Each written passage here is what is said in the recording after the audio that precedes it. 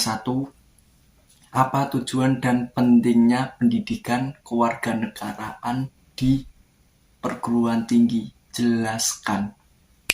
Tujuannya apa? Ya bagi saya untuk menjadikan anak bangsa muda-mudi di bumi pertiwi ini sebagai anak bangsa yang akan tahu dan melek akan bangsanya sendiri dengan nilai-nilai kebangsaan dan pemahaman ideologi Pancasila agar tumbuh sifat nasionalisme dan untuk menghadapi tantangan-tantangan di era globalisasi demi eksistensi Negara Kesatuan Republik Indonesia dan juga mampu berpikir kritis tentang isu-isu nasional maupun internasional. Apa sih pentingnya pendidikan kewarganegaraan di perguruan tinggi? Ya bagi saya sangat penting sekali. Dikarenakan apa? Dengan kita mempelajari pendidikan kewarganegaraan di perguruan tinggi, ya agar seorang warga negara akan cinta dengan negaranya sendiri. Dan itu pun biasa kita sebut dengan nasionalisme atau juga hubbul waton minal iman. Mencintai tanah air sebagian dari iman. Itulah yang dicetuskan oleh Kyai Haji Wahab Hasbuloh, yaitu seorang pahlawan nasional Indonesia. Nomor 2, dalam konteks filosofis, Pancasila mempunyai 5 dasar. Sebutkan nilai-nilai yang ada pada Pancasila. Lalu, apakah nilai-nilai tersebut sudah teraktualisasikan dengan baik di Indonesia? Jelaskan dengan disertai contoh kasusnya. Dalam konteks filosofis, nilai-nilai dasar Pancasila ada 5, yaitu 1. Ketuhanan yang Maha Esa, 2. Kemanusiaan yang adil dan beradab, 3. Persatuan Indonesia, 4. Kerakyatan yang dipimpin oleh hikmat kebijaksanaan dalam permusyawaratan perwakilan, 5. Keadilan sosial bagi seluruh rakyat Indonesia. Dan bagi saya nilai-nilai tersebut sudah teraktualisasikan dengan baik di Indonesia. Tetapi masih banyak kasus-kasus yang bertolak belakang dengan nilai-nilai tersebut, yaitu kasus yang bertolak belakang dengan nomor 1, yaitu ketuhanan yang Maha Esa, yaitu kasus di mana gerakan radikal kelompok tertentu mengatasnamakan agama, yaitu kasus 1 HTI, yang dimana HTI tersebut ingin mendirikan khilafah. Kedua, yaitu kasus tidak adanya sikap toleransi pada sesama antar umat beragama. Contoh kasusnya bagi saya yaitu pengeboman di gereja Eden Hazel di Mojokerto pada tahun 2000 yang menewaskan anggota Banser yang bernama almarhum Rianto. Kasus ketiga yaitu penistaan agama, yang dimana diawali dengan berdirinya Gavatar atau Gerakan Fajar Nusantara. Kasus yang bertolak dengan nilai-nilai Pancasila yang kedua yaitu kemanusiaan yang adil dan beradab, yaitu pertama kasus pembulian atau perundungan. Kasus tersebut masih banyak terjadi di Indonesia itu sendiri, dan di mana kasus tersebut masih banyak yang terjadi di sekolahan, perkuliahan, dan sebagainya. Dan kasus kedua yaitu tragedi Kanjuruhan, di mana kasus tersebut seorang polisi menembakkan gas air mata di dalam stadion, yang dimana gas air mata tersebut sangatlah dilarang di dalam FIFA. Kasus-kasus yang bertolak belakang dengan nilai dasar Pancasila yang ketiga, yaitu yang berbunyi Persatuan Indonesia. Saya mengambil contoh nomor 1 yaitu Organisasi Papua Merdeka atau yang biasa kita kenal dengan OPM.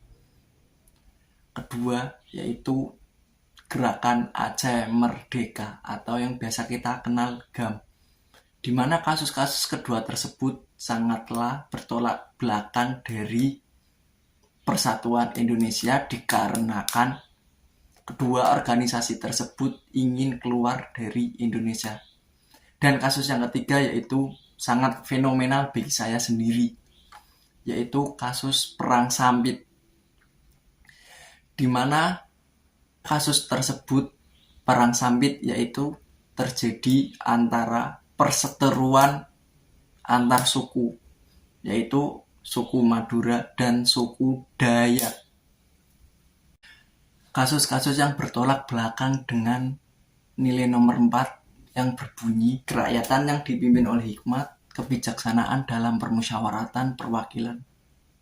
Saya mengambil kasus yaitu pemberbatasan kebebasan berpendapat, yang dimana kasus tersebut sangatlah viral, yaitu kasus mural yang dimana matanya Bapak Jokowi ditutupi dengan tulisan 404 not found. Dan kasus yang kedua yaitu aksi Kamisan, yaitu sebuah aksi menyuarakan aspirasi setiap hari Kamis di depan Istana Negara yang dilakukan oleh para keluarga, teman, korban pelanggaran asasi manusia agar negara menuntaskan kasus pelanggaran HAM terberat di Indonesia. Seperti halnya contoh kasus pelanggaran HAM yaitu tragedi Semanggi, terus tragedi Trisakti, terus tragedi Munir, pembunuhan Munir, dan kasus penghilang paksaan yang terjadi pada tahun 1998, yang dimana kasus tersebut 13 mahasiswa di Indonesia dihilang paksakan dikarenakan berani melawan Orde Baru atau berpendapat. Kasus-kasus yang bertolak belakang dengan nilai Pancasila yang kelima yang berbunyi keadilan sosial bagi seluruh rakyat Indonesia. Saya hanya mengambil contoh kasus satu, yaitu yang bernama diskriminasi. Dan diskriminasi tersebut terjadi di rumah sakit, yang dimana kasus tersebut seorang perawat membedakan pelayanan seorang pasien yang menggunakan BPJS Kesehatan dan pasien yang tidak menggunakan BPJS atau non-BPJS. Apakah itu sangat adil? Dan apakah slogan yang ada di sila kelima keadilan sosial bagi seluruh rakyat Indonesia tersebut sudah diterapkan baik? Nomor 3, di Indonesia sering terjadi perpecahan antar golongan, antar suku, antar agama, dan antar ras. Hal tersebut termasuk ke dalam krisis identitas nasional. Mengapa bisa terjadi krisis identitas di Indonesia? Apa saja penyebabnya? Berikan contoh konkretnya. Mengapa sih bisa terjadi krisis identitas nasional di Indonesia? Ya, bagi saya dikarenakan setiap individu tersebut kurangnya rasa nasionalisme dan kurangnya rasa tahu akan bangsanya sendiri. Dan apa saja penyebabnya? Bagi saya penyebabnya cuma satu, yaitu ketidaktahuan nilai-nilai yang terkandung dalam Pancasila. Itulah yang menyebabkan krisis identitas nasional. Dan contoh konkretnya, saya mengambil kasus perpecahan antar suku, yang dimana kasus tersebut contohnya perang Sampit. Perang tersebut terjadi antara suku Madura dan suku Dayak. Nomor 4, menurut Anda, apakah Indonesia sebagai negara sudah sesuai dengan tujuan ideal sebuah negara?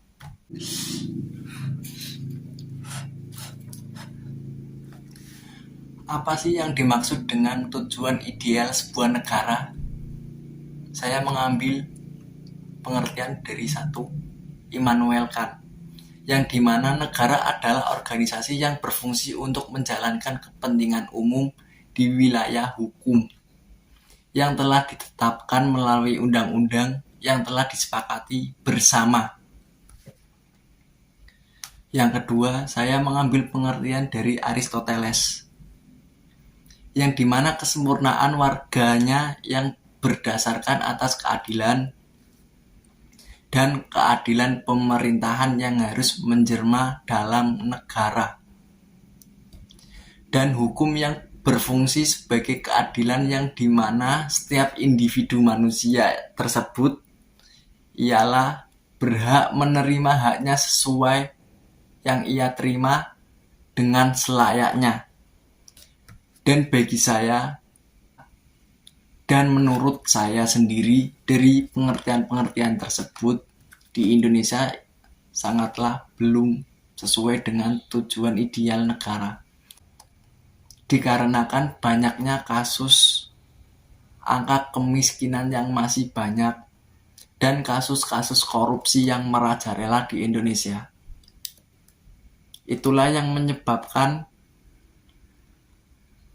Indonesia belum sesuai dengan tujuan ideal sebuah negara menurut saya sendiri. Nomor 5, jelaskan yang dimaksud dengan konstitusi dan sebutkan fungsi konstitusi sebagai sumber hukum dalam negara demokrasi seperti Indonesia ini. Menurut Carl J. Friedrich dalam karyanya yang berjudul Constitutional Government and Democracy, konstitualisme merupakan gagasan bahwa pemerintahan suatu kumpulan kegiatan yang diselenggarakan oleh rakyat atas nama rakyat, tetapi yang dikenakan pembatasan yang diharapkan akan menjamin bahwa kekuasaan tersebut yang diperlukan untuk tidak disalahgunakan oleh mereka yang bertugas untuk memerintah. Sedangkan fungsi dari konstitusi sendiri, menurut Profesor Dr. Jim Lee Aswidikwi ada 91, penentu dan pembatas kekuasaan organ negara. 2. Pengatur hubungan kekuasaan antar organ negara. 3. Pengatur hubungan kekuasaan antar organ negara dengan warga negara. 4. Pemberi atau sumber legitimasi terhadap kekuasaan negara ataupun kegiatan penyelenggaraan kekuasaan negara. 5. Penyalur atau pengalih kewenangan dari sumber kekuasaan yang asli, rakyat ataupun raja kepada organ negara. 6. Simbol persatuan. 7. Simbol dari identitas dan keagungan kebangsaan. 8. Sarana pendidikan masyarakat di bidang politik, sosial, dan ekonomi.